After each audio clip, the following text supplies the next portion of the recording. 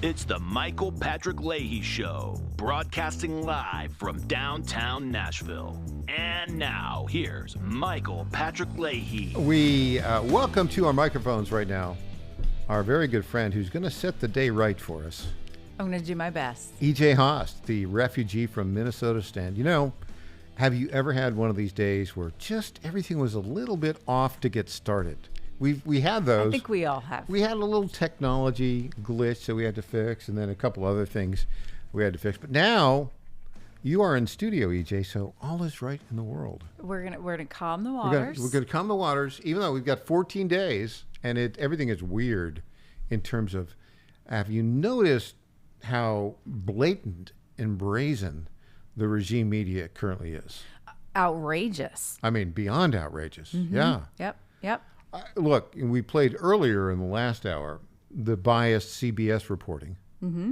And you know what? Donald Trump has said they need to have their license, their broadcast license revoked. I think that's right. They're so bad, beyond bad. Well, the way it works is like CBS, corporate, whatever, probably nothing could ever happen there. But the best thing we could do is put the pressure on the local CBS stations because that's where the fight usually is with the Federal Communications Commission. So that would be where, if you wanted to make any kind of a difference, file reports, copy the FCC, and say, you know, hey, this local CBS affiliate ran this show, which is 60 Minutes, you know, larger CBS corporate, whatever. But if that happened across the country, then they would have to actually take some sort of action. But I don't think there's a legal mechanism for CBS corporate to, like, quote unquote, lose a license. Well, Donald Trump seems to think so we'll see. Yeah, well, listen, hey, anything can happen with that guy in the White House, right? All right. You are our expert on Tim Walz. It's an unfortunate title, actually. Yeah, you lived through some years of him as governor in Minnesota. We have some clips, and I'll start off with, let's do a little bit differently. Let's start off with the clip 7, the Jon Stewart clip. You know, Jon Stewart is still alive. Did you know that? I did, but only because he's been making the rounds. He was trying to sell that book like maybe a month ago or so. But yeah, he kind of popped up out of nowhere. He hadn't been on my radar in a while. So, note to Jon Stewart, Rachel Maddow, etc. If you want to be relevant in the political arena, you cannot do it one day a week.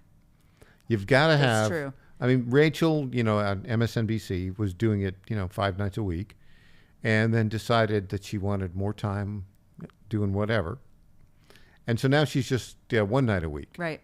Now, Jon Stewart's doing a similar deal, past his prime a little bit, but even though he's past his prime, he kind of put old Tim Walz on the spot, and we're going to play that clip for you right now and get your reaction. Clip 7. Sure. The Cheney thing, do we really have to do that? Look, it goes broader than that. Look, Bernie Sanders, Dick Cheney, Taylor Swift. No. That one. The shooting? No. Having the Cheneys on board? Nah. You can't Dick Cheney or Taylor Swift. No. We're a big tent. What country did Taylor Swift get us to invade? No. Yeah.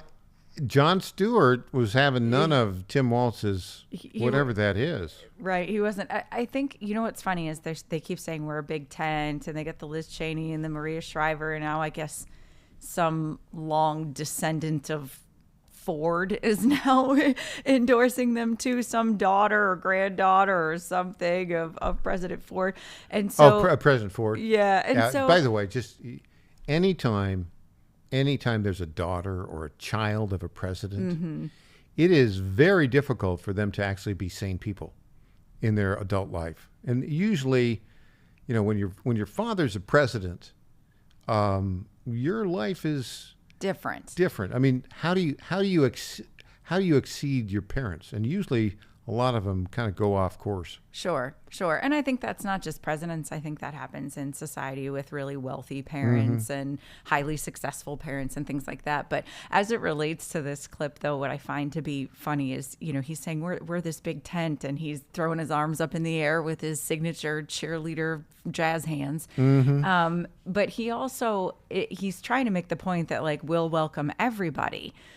But Except not Christians. Not Christians, not actual conservatives who love the country, only those who, like Jon Stewart said, want to get us in wars all over the place. Like, even conservatives don't like Dick Cheney. You can have him. You can have Liz Cheney. We don't like her either. And so, just before we get to the other Tim Walz clips, have you watched that town hall? We played a little clip of Maria Shriver. Had you heard that clip? Yeah, saying the quiet part out loud. Saying we're not going to. We have programmed questions, and you can't ask questions. Well, and what she said was instinctual. Unfortunately, no, is what she said. No, unfortunately, no, you can't ask questions. We have predetermined questions. Predetermined. She used that language. Right, but the McDonald's thing was staged.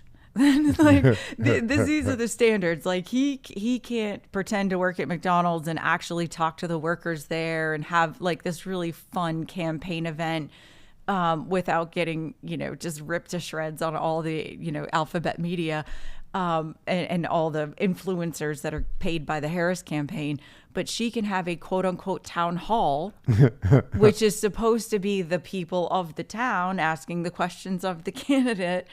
And they don't get that same scrutiny. Of course, that was staged. I'll get to the Tim Walz clip in a bit, but I just have to do. Did you see on that the clips of that joint appearance by Liz Cheney? Yes. And Kamala Harris, moderated by Maria Shriver, the so-called town hall that was all predetermined questions. Did you see if you run that clip without any sound, and you look at the facial expressions of Liz Cheney, I have never seen a more dour person in my life. She just seems very angry.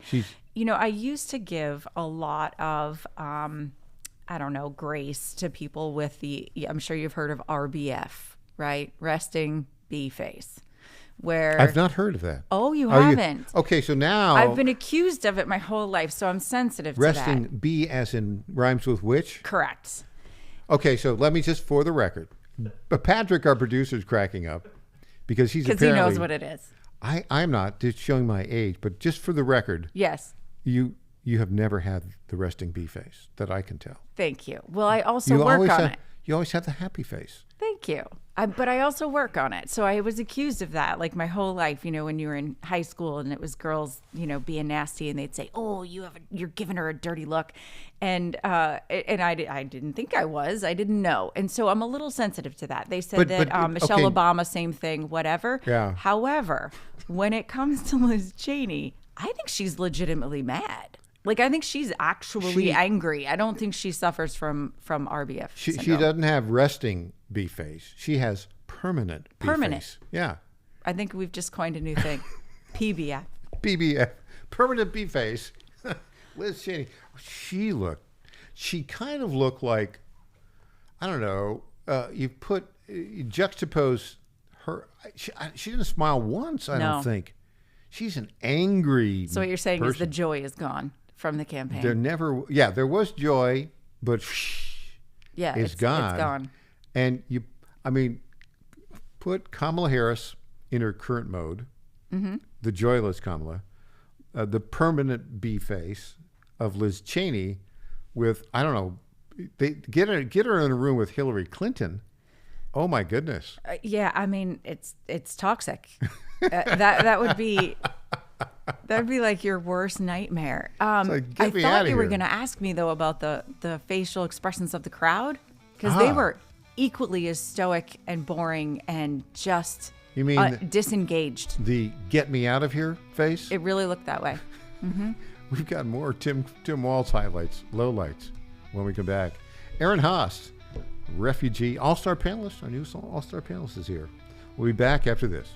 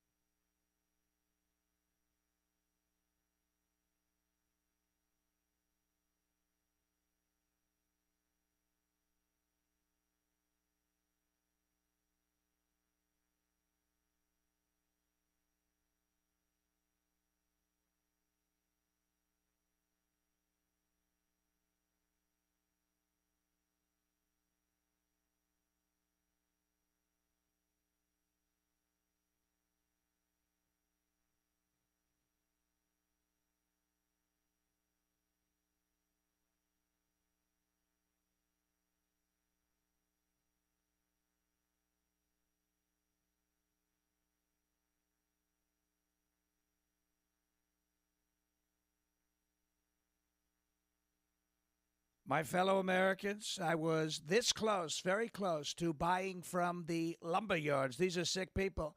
But I turned my head at the last second, and I saw a big, beautiful ad for D.T. McCall's. These are highly respected people. If I had not turned my head at the last second, I would have been ripped off at some lumber yard for $200 in hidden charges, and D.T. McCall & Sons are never going to do that. They'd never do that to you. These are great people. I've known them for a long time. They have great deals, and I just have to say, nobody knows deals like I do. D.T. McCall & Sons has locations in Lebanon, Carthage, Lafayette, Cookeville, and Franklin, and they have been family-owned in Middle Tennessee for over 100 years. These are tremendous people. D.T. McCall & Sons. Check out one of their stores today. Impersonator not endorsed by Donald Trump. Welcome back to the Michael Patrick Leahy Show.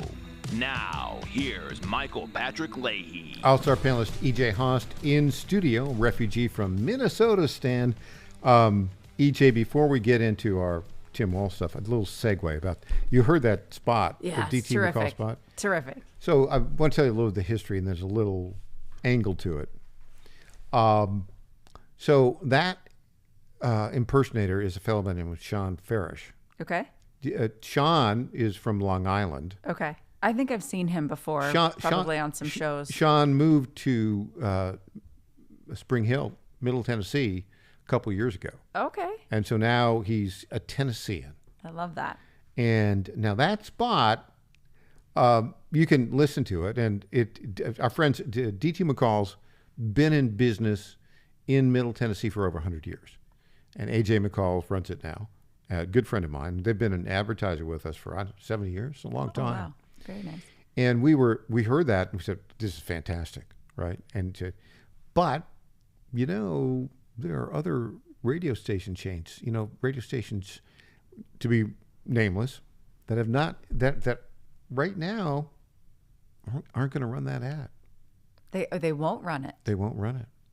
Because of the DJT impersonator. Who knows? Huh.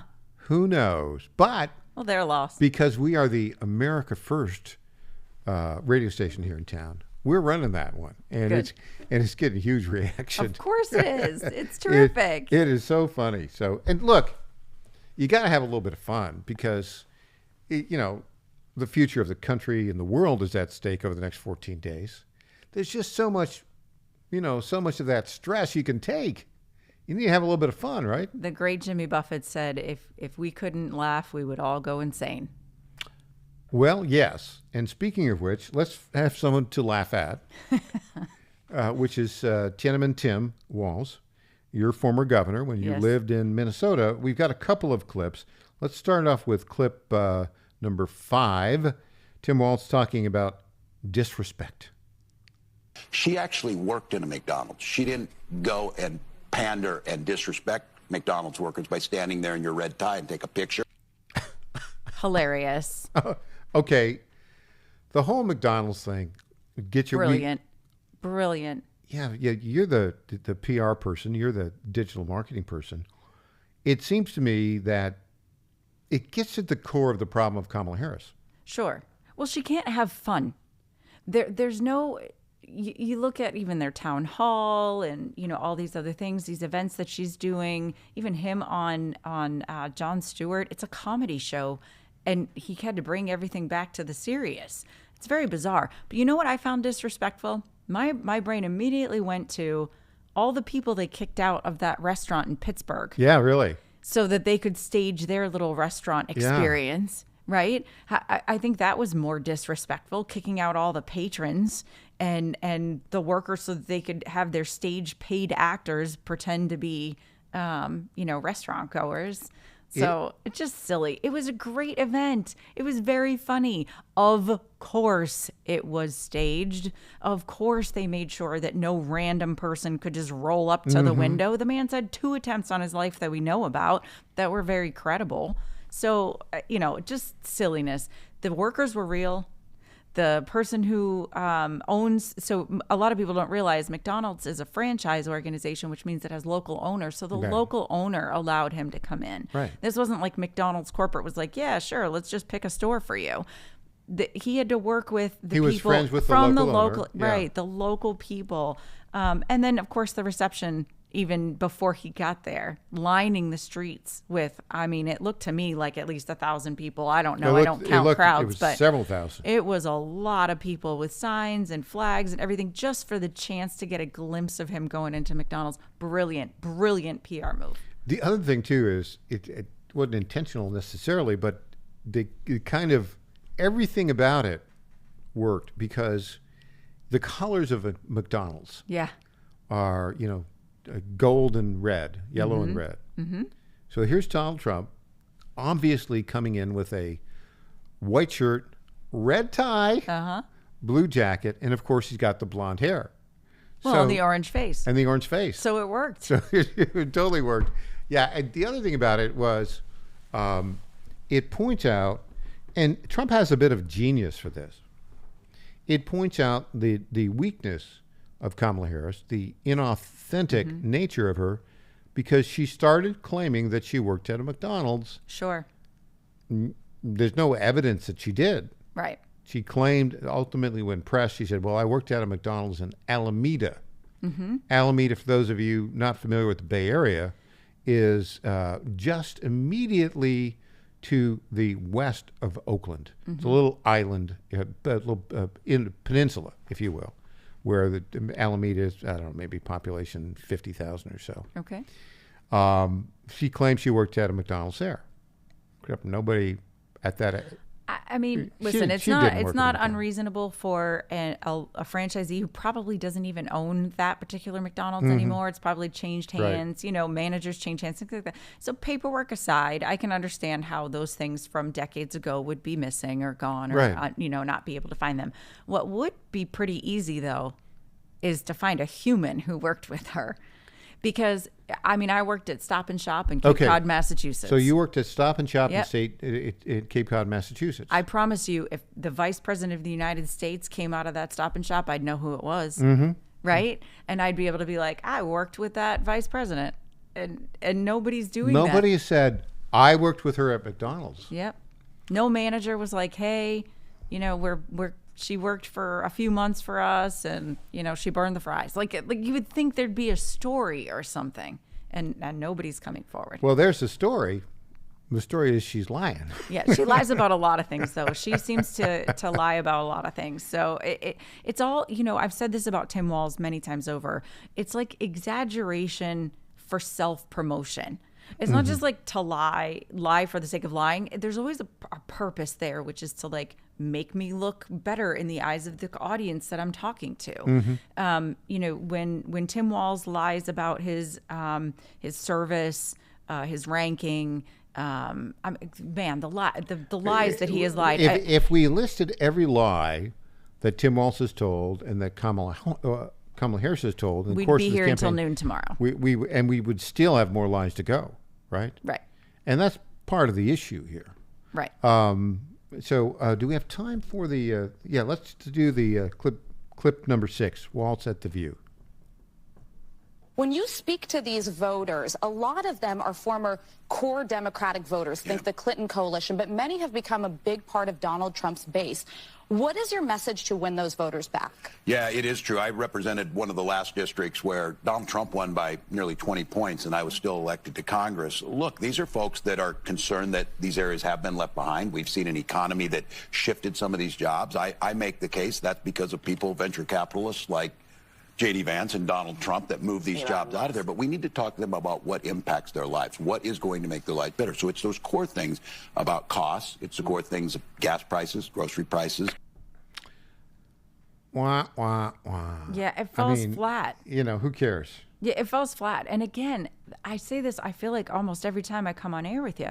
Are any of these things moving the needle? Probably not. Why bother going down that road? They would be so much smarter. I don't want to give them any ideas. But they're not going to take them. But And by the way, they're also not listening to us, sure, right? Because they hate us, right. right? And because we make sense. That's it. Common sense is out the window. It's sort of like, they just, it's like one of these things where they just can't get near the kryptonite. Right. If you make sense, they can't get near you. Yeah. No, absolutely right. Absolutely right. But, the difference is so stark. When you see J.D. Vance at an event, he's smiling, he's having a good time, he's talking to the crowd, he speaks off the cuff without canned answers for every question. Same thing obviously with Donald Trump. But you see these two, and I feel like their handlers have overhandled them. They have manipulated them into people that they never were before. Kamala Harris, Senator, if you watch her past Senate hearings and whatnot, she was a competent woman. She could speak clearly. He didn't agree with her, and she got a little, high pitched or whatever. Tim Walz ran for Congress multiple times, ran for governor, was governor during COVID. He had coherent thought before now, and now everything is canned, and they don't enjoy their events at all. And that's why the momentum is leaving them, in my opinion. The joy is gone. The joy is gone. All right. When we come back, we're going to talk about the joyless Kamala Harris with our very good friend E.J. Host, all-star panelist and refugee from Minnesota Stan. I'm Michael Patrick Leahy, back after this.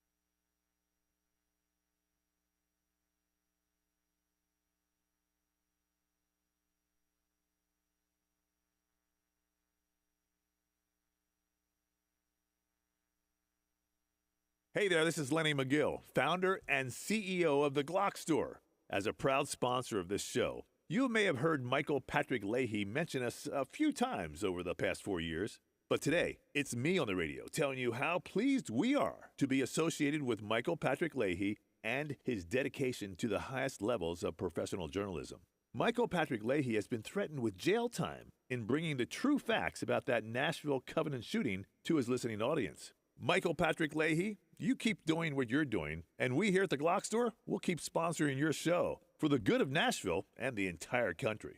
And I'm personally inviting all of your listeners to come visit and shoot at the Glock Store. It's where Michael Patrick Leahy learned to shoot a gun for the first time and where he bought his own personal Glock 19.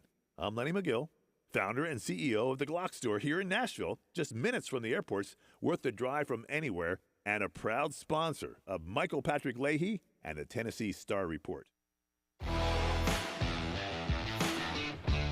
Welcome back to the Michael Patrick Leahy Show. Now, here's Michael Patrick Leahy. In studio with us, the all-star panelists, recent arrival, well, 3 years ago. It was 3 years? 4 years 4 ago. years ago for Tennessee. Love in Tennessee, I'm gathering. Yes. Love Tennessee. Love the people here. Love the topography. Weather's much better for sure. And boy, is the politics a lot easier to handle. Refugee from Minnesota. So here we are, 14 days until the general election. And this breaking story from this morning, I was just watching it on News Nation, which is part of Next Star Media, WKRN, one of 100 stations around the country owned by these guys. And then they've also put together this national, I don't know what you put it there, it's attempting a national network. Okay. They were reporting this morning, Kamala Harris is not on the campaign trail today. I did hear that, yes. She has supposedly has meetings and briefings in D.C. today. She can get briefed anywhere. Right. Anywhere. I think it's... She's not on the campaign trail today. I think she needs a break. You know, they always tell us how they're feeling about things. The old classic Democrat projection. And she's been saying, you know, people are exhausted. We're exhausted. Everyone's exhausted. I think she's exhausted. She's exhausting. Well, but she's also exhausted. Yeah. Now, she said, this is Democrat projection. Mm-hmm. Trump is unstable. Yeah. Trump is weak. Trump is exhausted. Mm-hmm. Translation, she's unstable. Mm-hmm. She's weak. She's exhausted. Yeah, and the campaign is flailing. Mm-hmm. And yet, you know, the polling showed it's still very close. Got to run through the tape. I'm trying to think of any time in modern political history where a major candidate has a day off, a full day off, yeah. 14 days before the election. Yeah. Donald Trump is, you know, he's probably had 3 events so far today in battleground states. I mean, I don't even know how he sleeps. Yeah, he's everywhere. He's everywhere. And he's spot on and sharp every time he gets there. I think it's very clear that Kamala Harris is struggling to get through to the finish line of this campaign. You know, it's one thing to be angry. It's one thing to have no joy or whatever, but she's very tired. And you could actually hear it in her voice in that town hall with Maria Shriver and Liz Cheney. Her voice is struggling. I think she's doing a little too much screechy screaming at her events, and that's wearing on her vocal cords. And then, of course, we hear reports unsubstantiated, but worth mentioning, the infighting within the campaign that seems to be kind of an underlying story that everybody is mentioning but not really citing at the moment. Well, we actually got a citing on that from our good buddy Matt Boyle last week. Yeah. And basically the Obama guy, David Plouffe, right, is at odds with the Biden person, Jen O'Malley Dillon. Yes. You got to get that right. And then apparently there's another campaign manager who is the one who advised her not to go to the Al Smith dinner. And the report is though, that she tore into that woman. Yeah. Yes. Yeah. Yeah. And the reports are that the campaign staff are fighting among each other also, which wouldn't surprise me when things are. I've worked in campaigns before, for state level campaigns, for congressional campaigns, state Senate campaigns, those kinds of things. And I will tell you that when it's not going well, tensions are high out for everybody. Yeah, and so I can see it's probably even more intense for this kind of a national campaign. Yeah, and the other thing, just to point out, Malcolm Gladwell has written that you need to do something for 10,000 hours before you're really good at it, right? Well, guess what? Donald Trump came down that escalator in, what was it, May or June of 2015? Yep. That's 9 years. Oh yeah, he's 9 plus years. The guy, and the other thing about Donald Trump, because I think I told you I've interviewed him a couple times. The guy knows how to read the room. The guy, Donald Trump is not really an ideologue. He is a common sense, get it done business guy. I agree. And so what he does is he understands. He's very personable. Very, and funny. Yeah. He's quick-witted. But it goes back to that telling the truth. Mm-hmm. He speaks what he believes. He doesn't really try to pander to anyone. When you're not worried about, getting the fence sitters to kind of swing to your side, and you're really just out there saying who you are and what you believe. J.D. Vance falls in this category also. I think Vivek Ramaswamy, Charlie Kirk. There's some really great, up and coming, politicers, I guess, out there right now. But they're speaking off the cuff on things that they believe in. And so that's really easy. It takes a lot less effort to do that. To be your real self. Than to try and, get those wheels moving and remember, what am I supposed to say about this, about this topic? Which canned answer can I pull out of my and the files in my head, that will come across as okay. That Kamala Harris and the Democrats are trying to pull out of something else. But let's go on to what Kamala Harris is really doing today. We got this inside scoop. Oh, great. Of what she's actually doing today. In fact, our microphones are there right now in the Naval Observatory. Oh, do tell. And so here we go. This is what Kamala Harris is up to this very minute. Clip 2. A presidential song for anyone. One Nation Under a Groove by Funkadelic. One nation under a groove. Getting down just for the funk of it. Can I get it on the... Wow. Okay, that is apparently fairly recent. Wow. Asterisk. When I looked at it, I thought that's got to be AI or something. I think it's real, actually. No, really? Yeah. I'm stunned. Who advised that? That was a terrible idea. I think the same person that advised her to skip the Al Smith dinner. Probably. You know what it reminds me of? Do you remember when Michelle Obama had her fake garden and they had the fake, vegetable harvest and all the things, and they were, pulling all these root vegetables out in like August or something like that, and they don't really come out until September, October. I don't know, whatever it was. But she did this turn down for what kind of remake, and she's like turnips and whatever, and it fell really flat. Like, even for Michelle Obama, everybody loved Michelle Obama and her stilly little garden, but it was awful. I mean, it was awful. I would venture to say that this was as awful as that. Kamala really doesn't like a lot of people, and she really doesn't like Elon Musk. Oh. In fact, we got her. Here's clip 8 talking about Elon Musk. Here, Kamala Harris.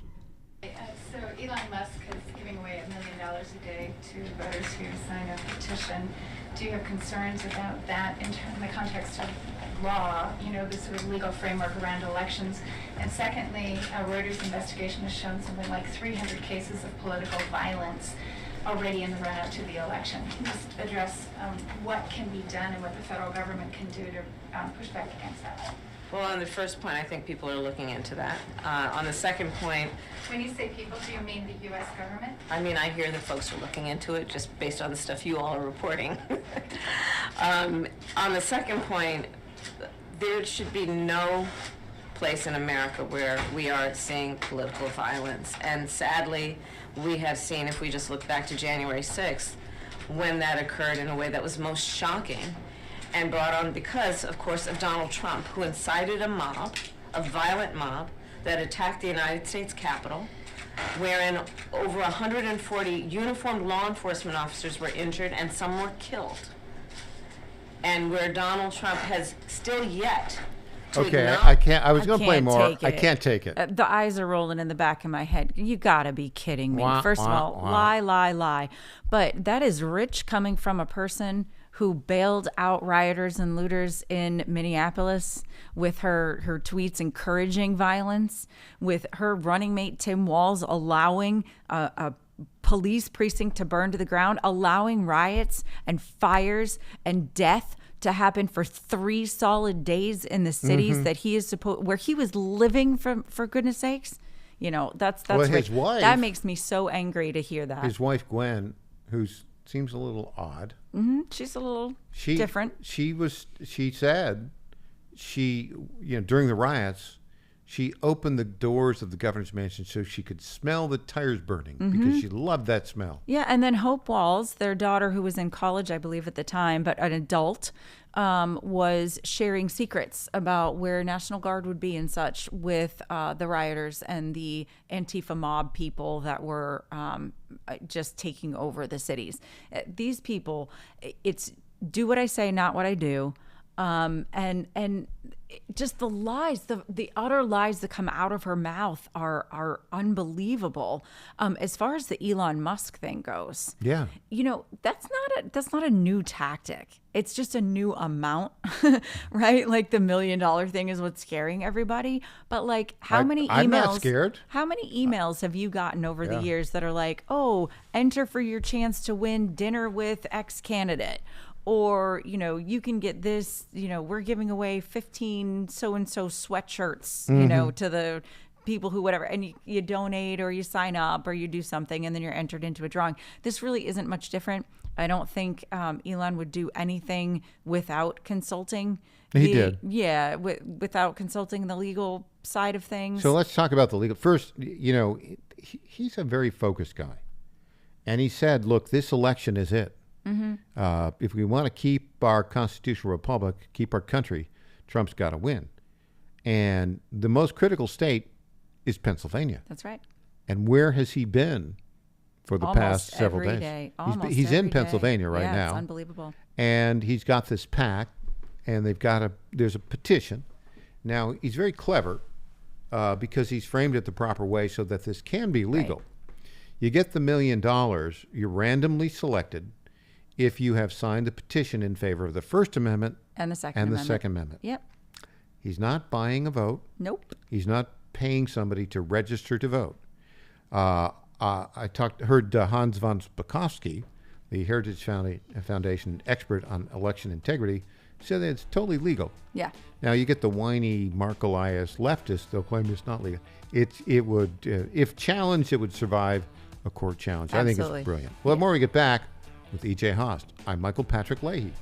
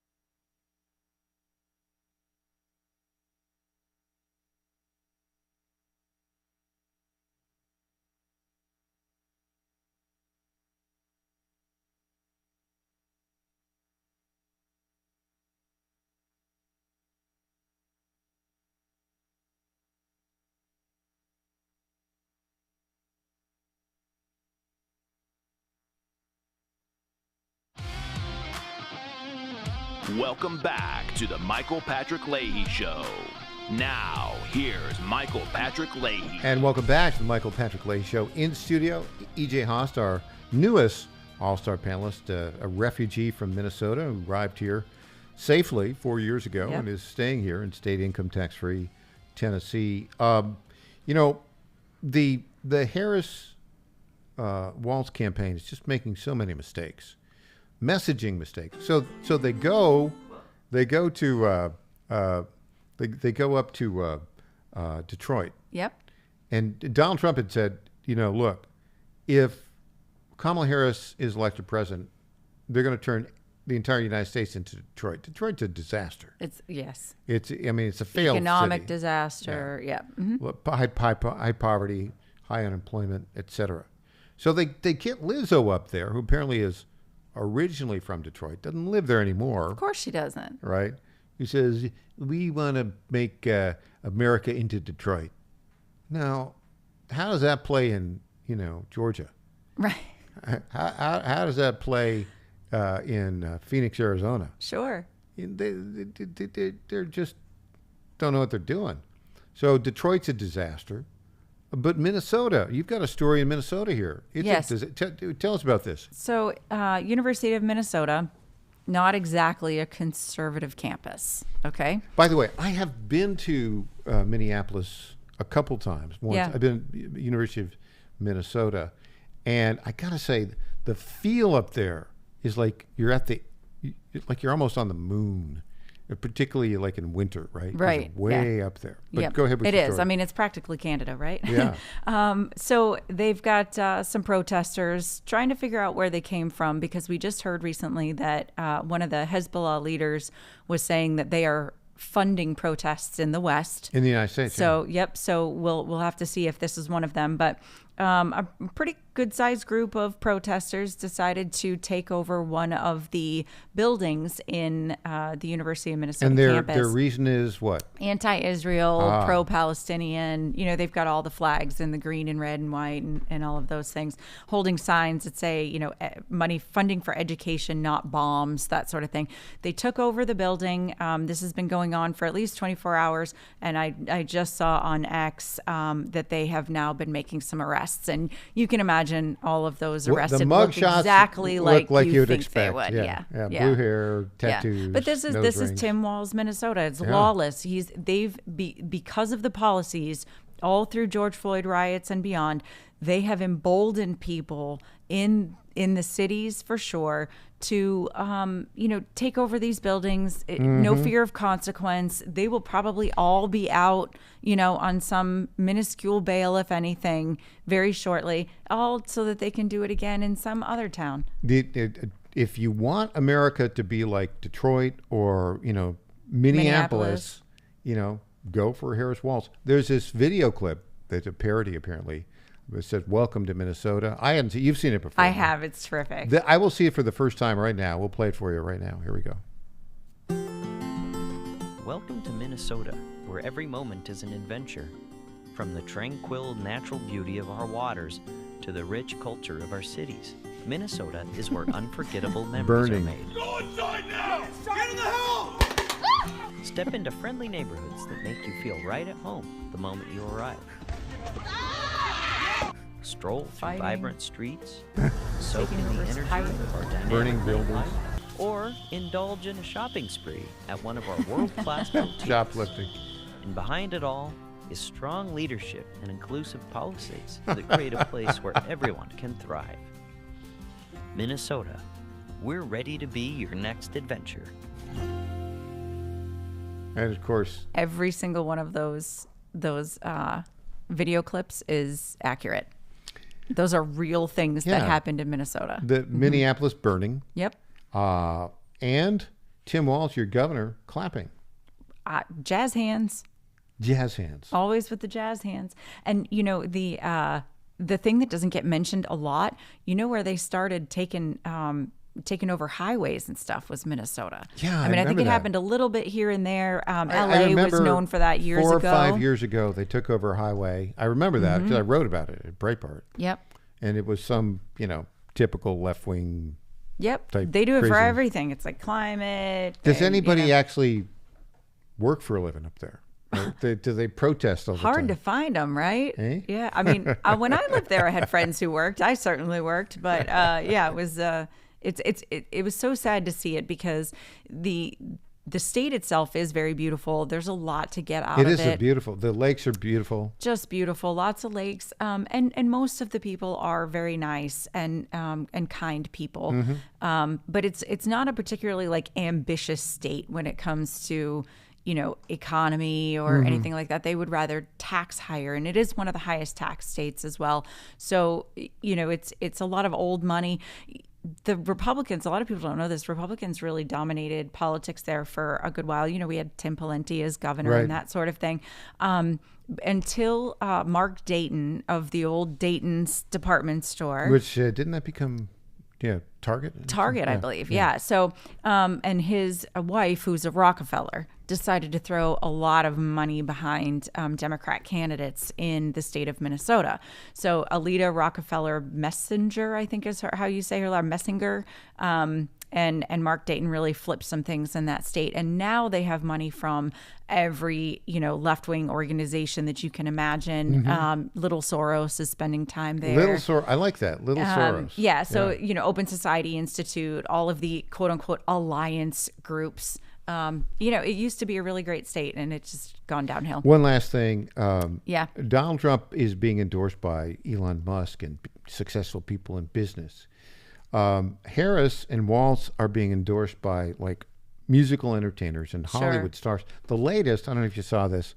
Did you see the clip with Jennifer Garner and Gwen Waltz? I mean, it was so cringeworthy. So cringeworthy. And fake. I used to think Jennifer Garner was a really good actress, but she didn't do a great job in that clip for sure. Well, it's a hard job to do, to be, supporting True. Tim Waltz and acting like that. And by the way, she married Ben Affleck, strike one, and she's got a transgender child, strike two. Yeah. And she's endorsed. They all do. It's very trendy. She endorsed Harris Waltz, strike three. Yeah. Sorry, Jen. Yep, all right. I'm out. EJ, thanks for joining us today. Thank you so much for having me. All right. Up next, Clint Brewer.